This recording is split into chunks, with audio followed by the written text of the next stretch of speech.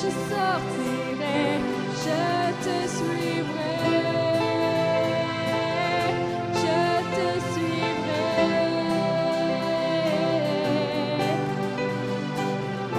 Que tes voies sont justes, que tes voies sont sûres. En toi seul je place ma confiance, non dans l'apparence, au-delà de ma vie.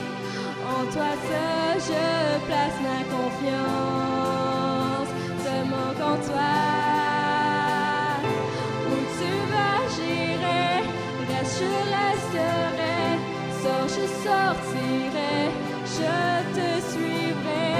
Qui tu aimes j'aimerai, comme toi je servirai, au prix de cette vie.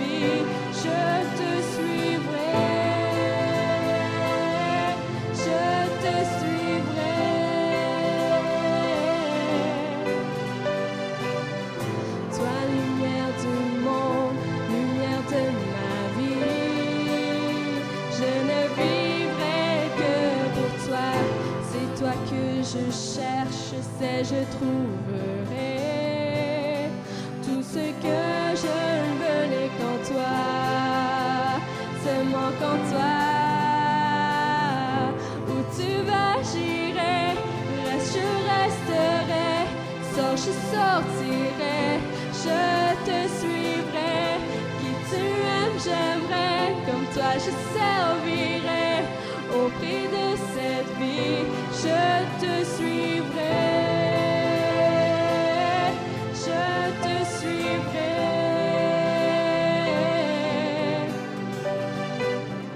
Que tes voies sont justes, que tes voies sont sûres. En toi seul, je place ma confiance, non dans l'apparence, au-delà de ma vie. En toi seul, je place ma confiance, seulement qu'en toi. Où tu vas, j'irai, reste, je resterai, sors, je sortirai, je te suivrai. Qui tu aimes, j'aimerais, comme toi je servirai. Au prix de cette vie, je te suivrai. Je te suivrai.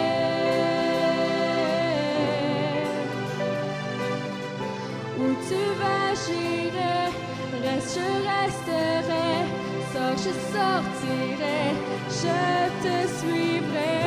Qui tu aimes, j'aimerais, comme toi je servirai. Au prix de cette vie, je te suivrai. Je te suivrai.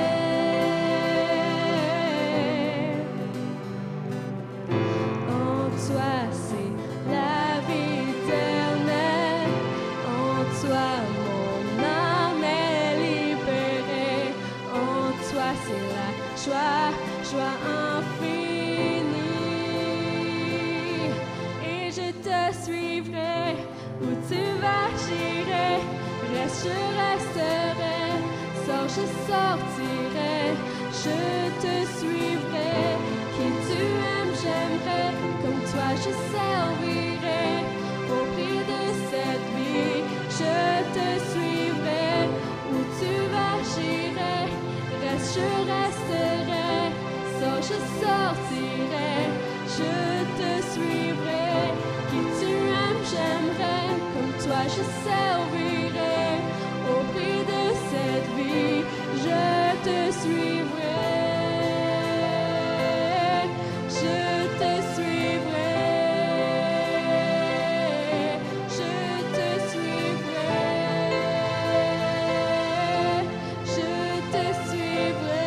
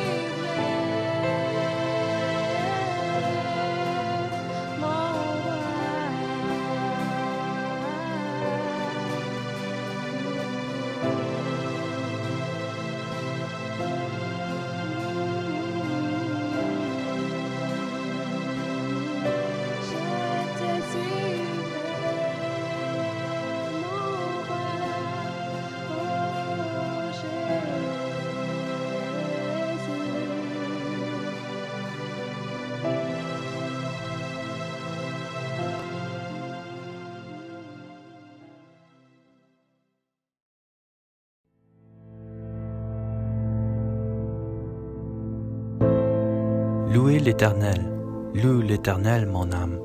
Je louerai l'Éternel tant que je vivrai.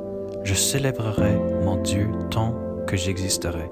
Psaume 146, versets 1 et 2.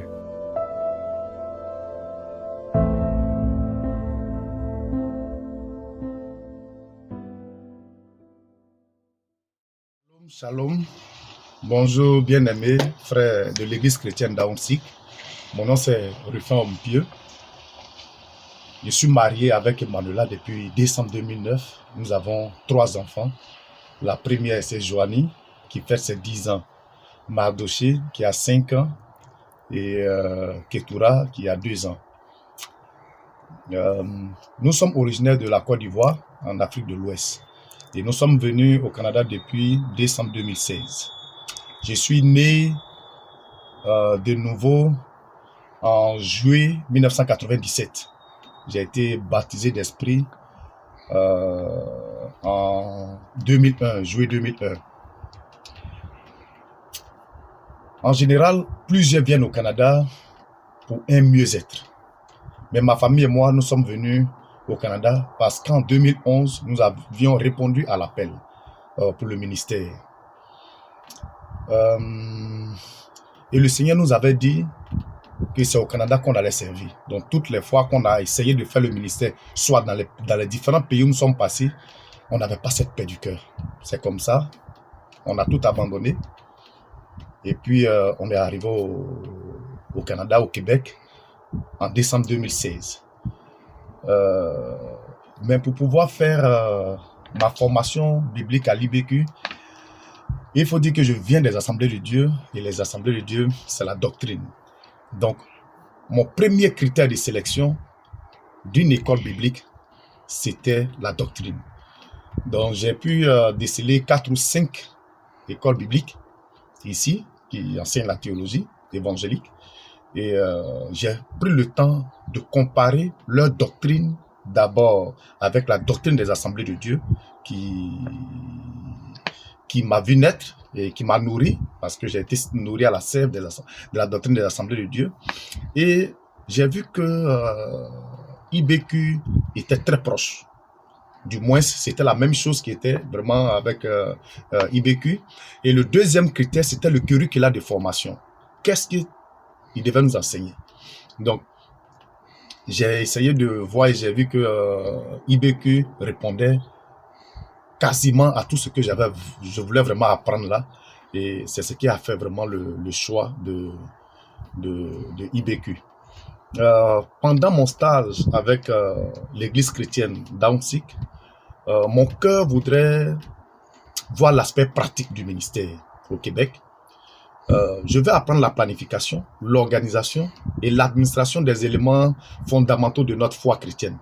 Mais surtout et particulièrement, comprendre les luttes et les peines du pasteur au Québec en me mettant dans les souliers du pasteur Michel Hurel, qui est vraiment une porte ouverte que le Seigneur a fait pour moi au travers de l'église chrétienne d'Aunsic à Montréal. Et c'est vraiment avec grande joie que je fais ce stage-là. Que le Seigneur vous bénisse. Bon matin, bienvenue à l'Église chrétienne d'Aunsic. Nous sommes tellement contents que vous soyez là. Et aujourd'hui, je veux vous parler de la vie de louange. Hein? Cette étude est basée sur le livre Psalms, A Life of Worship de Miles Custis. Et lorsque nous pensons à la louange, hein, ce qui vient dans notre tête, ce sont les cris de joie et les mains montées vers le ciel. Mais les expressions de deuil, de frustration ou de peur ne correspondent pas à notre modèle d'adoration. Elles sont souvent gérées en privé. Les psaumes défient notre compréhension moderne des émotions. Ils donnent une voix aux cris joyeux et aux cris désespérés d'un peuple ancien d'une manière que beaucoup d'entre nous hésiteraient à exprimer aujourd'hui. Les psaumes abandonnent les façades, choisissant une authenticité totale devant Dieu. Hein, les psaumes expriment certainement la louange avec des chants qui racontent l'œuvre créatrice de Dieu et ses actes à travers l'histoire, comme le psaume 104. Je vais vous en lire un extrait. Ça dit ceci, ça commence. « Bénis l'Éternel, mon âme! Bénis l'Éternel, mon Dieu! Et tu es infiniment grand. Tu es revêtu de splendeur et de magnificence. L'Éternel s'enveloppe de lumière comme un manteau. Il étend le ciel comme une tente.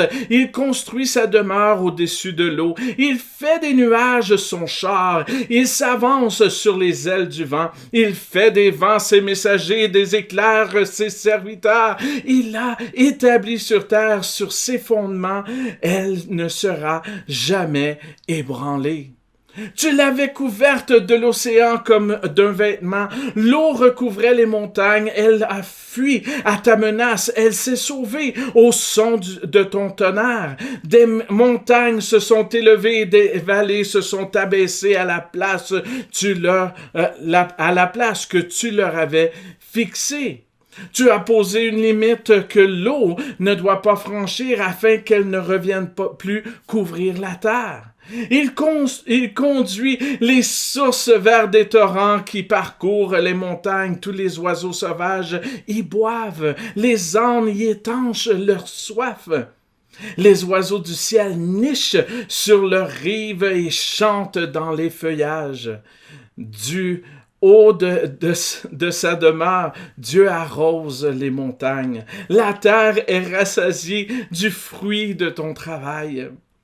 Il fait pousser l'herbe pour le bétail et les plantes pour le besoin de l'homme afin qu'elles produisent de la nourriture. Le vin qui réjouit le cœur de l'homme et fait plus que l'huile resplendir son visage, et le pain qui fortifie le cœur de l'homme. Ils sont bien nourris, les arbres de l'Éternel, les cèdres du Liban qu'il a plantés. C'est là que les oiseaux font leur nid, la cigogne à sa demeure près du cyprès. Les hautes montagnes sont les bouquetins et les rochers sont le refuge de Daman. Et le psaume continue à l'honneur de l'œuvre, du chef-d'œuvre de notre Dieu créateur. Et il continue avec ce psaume a tant de beauté. Il nous parle et il nous dessine avec des mots l'œuvre de Dieu que nous pouvons contempler à tous les jours lorsqu'on va prendre une marche en forêt ou une marche dans nos rues ou alors qu'on va explorer les montagnes. Voici ce qu'il dépeint dans le psaume 104. Mais il capte aussi les cris à l'état brut et même parfois hostiles des personnes qui luttent pour comprendre l'œuvre de Dieu. Est-ce difficile de comprendre pleinement l'œuvre de Dieu? Absolument. Absolument. Les psaumes de lamentation mettent en question les raisons de l'abandon perçu de Dieu. Et on dit perçu de Dieu parce que Dieu n'abandonne pas. Mais des fois, on perçoit l'abandon. C'est une perception, mais c'est tellement réel à nos cœurs. Comme le psaume qui dit « Pourquoi m'as-tu abandonné » dans le psaume 22:1. Certains psaumes révèlent les sentiments des gens qui ont de la difficulté avec leur foi, alors qu'ils s'interrogent sur les raisons de la prospérité des méchants, comme le psaume 73, ou qui luttent contre la réalité de l'exil. Désolé.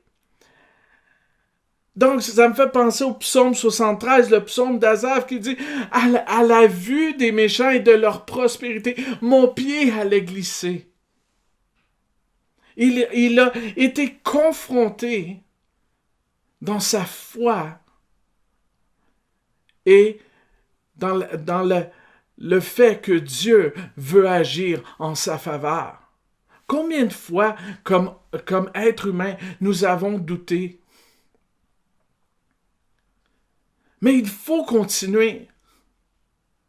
Et ces chants, même si on doute, même si lorsqu'on les élève vers Dieu, ils deviennent des chants à la gloire de Dieu. C'est des psaumes, des chants. C'est pas la joie. Mais toutes les émotions nous pouvons les apporter devant Dieu. Les psaumes sont révélateurs de la grande intimité que nous avons avec Dieu au travers des paroles qui expriment notre état d'âme. Et que ce soit des chants de louange et de victoire jusqu'aux lamentations et aux cris de désespoir, accompagnés de prières qui demandent l'intervention de Dieu, parce qu'ils faisaient partie du culte d'Israël. Les psaumes illustrent également à quel point nous pouvons être ouverts et honnêtes. Trop souvent, nous avons caché notre douleur et nous avons vécu cette douleur seuls. Mais les psaumes nous révèlent que nous n'avons pas à vivre ces douleurs, ces doutes seuls. Nous pouvons le vivre en communauté. Nous pouvons élever un chant vers Dieu et dire, « Seigneur, je suis plus capable. Viens à mon aide. Viens à mon secours. » Je me souviendrai toujours la journée où, assis sur mon divan, où ce qu'on venait d'avoir, moi et Catherine avons eu une mauvaise nouvelle. Nous avions perdu un enfant.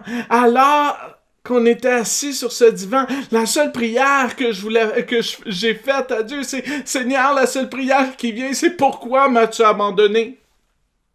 Pourquoi nous as-tu délaissés? » Le Seigneur ne nous a pas abandonnés. Le Seigneur ne nous a pas délaissés. Mais dans ce moment, c'est la seule chose que je pouvais prier. Seigneur, je me sens abandonné de toi. Je nous sens seuls.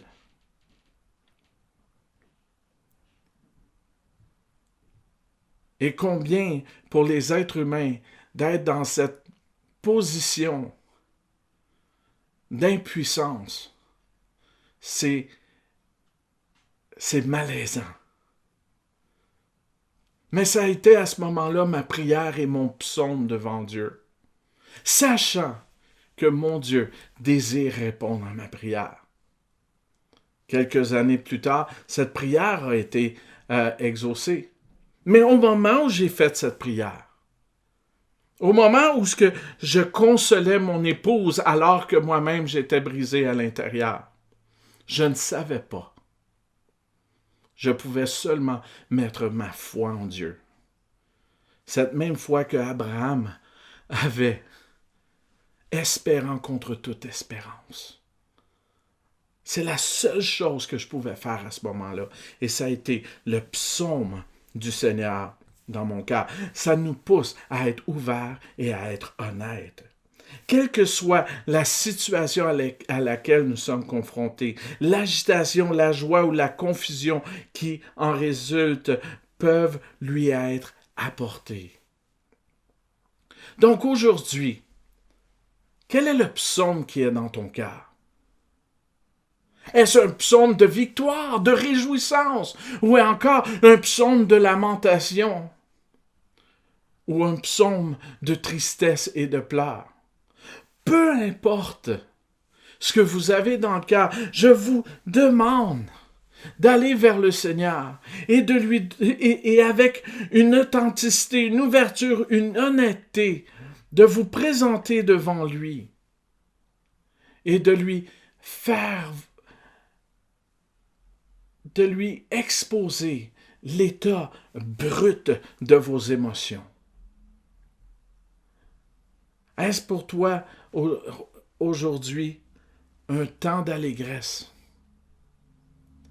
Ou est-ce pour toi un temps de solitude et d'abandon? Quel est ce temps? Le Seigneur te dit, viens. Viens à moi. Je suis prêt à t'entendre. Je connais déjà comment tu te sens. Et le Seigneur se soucie de chacun de nous. Alors que je faisais une funéraille, voici le psaume qui m'est venu. C'est « Je compte chaque larme qui coule de tes yeux, je les recueille dans mon vase. » Le Seigneur est si proche qu'il peut compter chaque larme qui coule de tes yeux. Donc, si tu es dans un état de tristesse aujourd'hui, sache que le Seigneur est là. Si tu es dans la réjouissance, la Bible dit « Réjouissez-vous avec ceux qui se réjouissent » et le Seigneur et le ciel se réjouissent en ce moment avec toi. Donc aujourd'hui, laisse-moi prier cette prière pour toi. Seigneur, je viens à toi tel que je suis, sans façade ni artifice. Je t'élève mon chant, mon psaume.